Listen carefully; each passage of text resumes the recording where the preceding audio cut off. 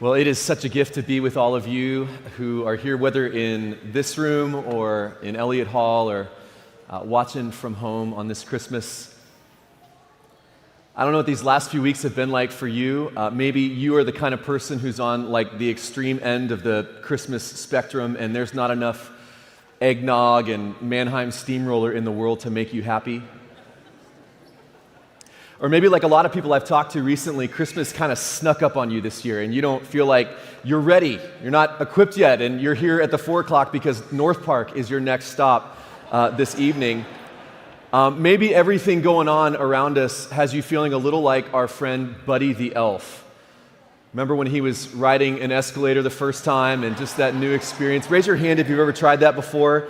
Okay, so we've got a few here in the 4 o'clock. But maybe you're feeling stretched and strained and having to bend beyond your comfort zone this season. Maybe you're coming in tonight running on fumes, weary, discouraged, maybe feeling a little cynical.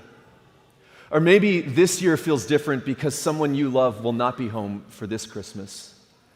The truth is, beneath so much of the holly jolly surface, a lot of people are hurting, barely holding on and looking for something to put their hope in. And the reason we gather tonight together is we believe that hope has a name, and his name is Jesus.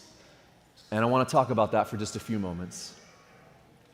I've been thinking these last few days how Christmas is a time of year when we make room for people that we don't normally make room for. Whether it's the big family dinner or the Christmas party with the list that keeps growing and growing every year, or aunts and uncles and second cousins that any other time of year really wouldn't get the invite to stay with you in your house for days on end, but we figure out because it's Christmas, we just figure out how to make room. The kids are going to bunk up together. One of them's going to end up on the air mattress that always deflates every single night, but we're going to rally and figure it out because it's Christmas and we just make room. It's like this inner Clark Griswold that comes to life inside each of us every December that just says, we are going to make room for Cousin Eddie, whether we like it or not. Even his dog Snot gets to come inside on Christmas. We make room for those who sometimes get left out or uninvited or overlooked. Even in the ways we serve, whether it's meals at Austin Street Center, as I know so many of you have been serving there, or helping rally around our new foster care closet, and providing for so many families who are in the foster care system, or even helping tonight to prepare a new home for a refugee family. Christmas is about making room. But it's a funny thing in that story that was read for us earlier by Janie, that reading from the Gospel of Luke, at the very center of the story, the one who is the reason for the season, the one whose arrival splits history and time into before his birth and after his birth, there was no room for him on that first Christmas night. It's a line so familiar that we can almost just skim right past it. We're told she wrapped him in cloths and placed him in a manger because there was no room for them. You peel back all the sentimental layers that have been added to this story over the years, and what you find on that first Christmas night is actually a poor teenage girl giving birth on the road, away from home, away from the comforts of family, friends, community. We're told there was no room, nowhere they could go. And so they ended up in a barn. And I'll tell you what happens when there's no room for you, and I'm just guessing that some of you tonight, you can resonate with that. You understand what it's like to realize there's no room, there's no place for you.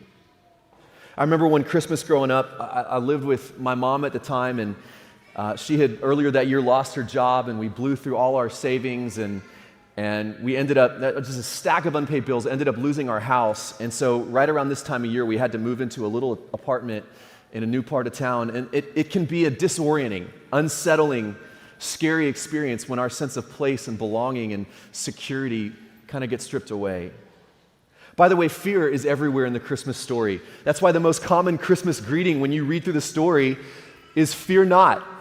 Mary, don't be afraid. Joseph, don't be afraid. Shepherds, fear not.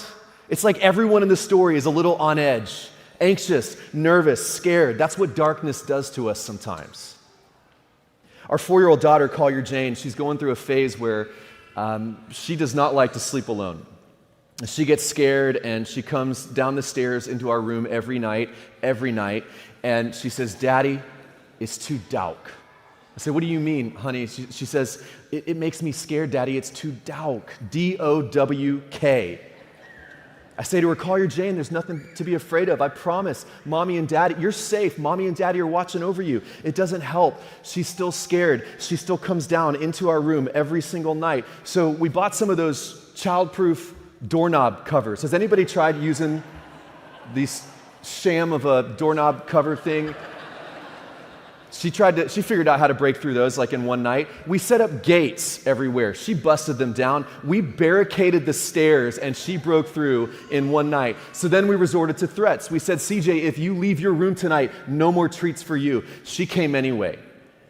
We said, and I know this might offend some of you in the room, but it was all empty threats, but we said, CJ, if you can't stay in your bed tonight, we're going to have to give you a lesson. And no lie, that very night she came down the stairs, opened up the door, and she said, Daddy, you can go ahead and spank me. I just don't want to be alone in the dark. Because darkness has that effect, right? Even look back on this past year, the world can be a pretty scary place. Global pandemics, new variants, natural disasters. Elon Musk wins Time Person of the Year. I mean, what is happening? And so we're left wondering, is there any hope for those who are left out, alone, afraid in the dark? Here's what Christmas announces. This is our hope, that the Son of God left the comfort of his room in heaven to come down into a world that made no room for him. He makes room for us who had no room for him. Christmas is good news for those who don't think there's any room for them in the story. For those who've been neglected, rejected, unloved, kicked out, forgotten, unwanted, because now God knows what that's like. Now God understands. Think about the family Jesus was born into, what Mary and Joseph were up against. A family mired in scandal, a child that came before the wedding and all the whispers and gossip that come with that. You have to understand, in that day, to have a child before you're married, it meant you are now on the outside looking in, shunned by your family, canceled by your friends, even like your religious community. Joseph and Mary are no longer welcome in church. There's no room for them in any of their circles anymore. God chose to be born into the mess of scandal and poverty and the danger of a darkened world. He made room for us who had no room for him. Jesus was willing to be rejected. And not just on the night he was born. His whole life, he would be rejected by those that he loved, by his family and his followers, even his closest friends, his disciples betrayed him. And in the end, the only place where there was room for Jesus was on a cross. His life began in a barn between animals. His life would end on a cross between thieves. Which brings us back to this familiar verse. Let's look at this one more time. She wrapped him in cloths and placed him in a manger. Notice, by the way, it's Mary who wrapped the child up, not Joseph, not Dad. I mean, just imagine Joseph fumbling through the swaddling process in that barn for the first time. When our twins were born, they came really early, and one of the many things that I was not prepared for as a dad was how difficult it is to swaddle correctly. I mean, you watch the YouTube, and it's harder than the video suggests. It's not like wrapping a burrito, right? Sometimes, I had a hard time getting it the wrapper wouldn't come loose, and sometimes it was too loose, sometimes it was too tight, or with the twins, and like one falls off the bed while the other one is sort of wiggling out of its swaddle job. But then it's like once we figure it out, dads, we get pretty confident about this. And then if you leave us unattended long enough, this is what can happen.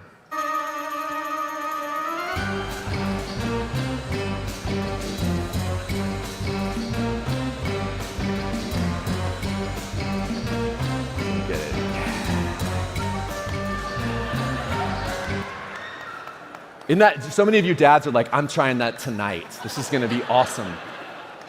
Which, just to be clear, if you think that's just a lazy attempt at laughter and humor on a Christmas Eve, no. It is in the text. She wrapped him in cloths and placed him in a manger. Again, it's one of those details that we're so familiar with. She wrapped him up. What do you do when you swaddle a child? Yes, it's meant to comfort and to provide warmth, but what are you really doing? You're restraining them. Do you see that in this moment, for the first time in history, in eternity, God became restrained, bound up? Think about what that means. The one who created the heavens and the earth, this all-powerful God, was willing to come down and be born into a world that made no room for him, and he was willing to be bound up and restrained. And not just once, again, not just on his first night, but his whole life.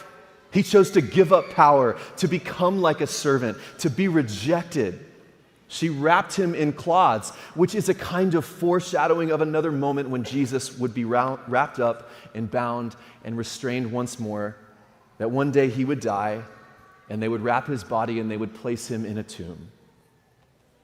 Of course, we know on the other side of 2,000 Easter mornings that when they came back to that tomb early in the morning, all that they found in that tomb lying on the ground was a pile of burial cloths, which means there is no darkness, no suffering, no cross, not even death that can bind up the power of Jesus, the one who gave up the comfort of heaven, who gave up royalty and power and glory to make room for us who had no room for him. And now he's inviting us to make room for everyone. He says, now I want you, I want my church, my family, I want you to make room for everybody so that nobody thinks they're left out or left behind. Nobody's left wondering if they belong. In just a moment, someone is going to offer you the light from their candle. And here's the thing, when you receive this light, it doesn't stop with you.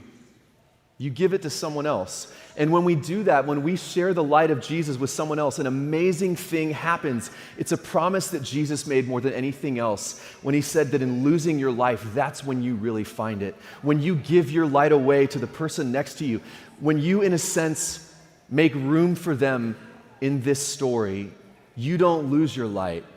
No, your world actually gets brighter. And so as you light this candle, maybe you walked into church this evening because somebody invited you, a neighbor, and maybe it felt too awkward to say no, or you're here because it's a family tradition, or because you're dating someone and you want to honor them, and I get that.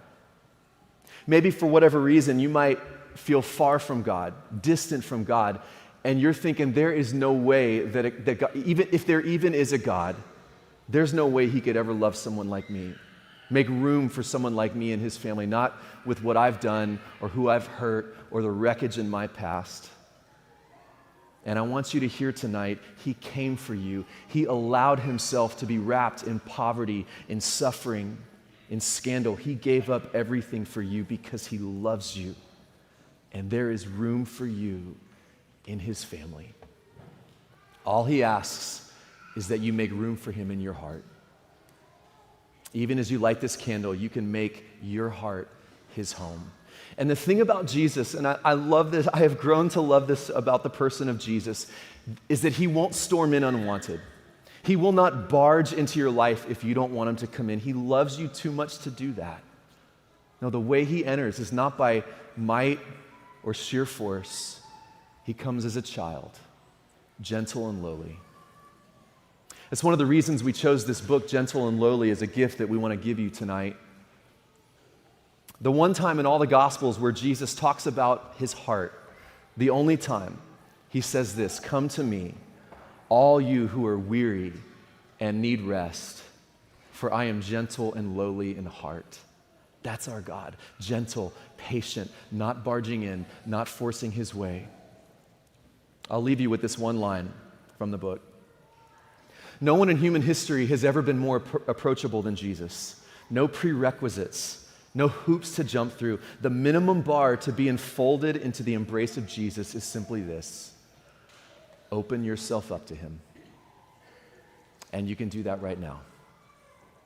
So Jesus, we thank you that you came down to us not because of anything that we did to ever earn it, but simply out of love, to make room for us in your heart and in your presence. And so God, right now, would you make my heart and our hearts your home? Would you fill this room and fill every person here tonight, every child, every person with your light and your hope, even now, because Christ the Savior is born.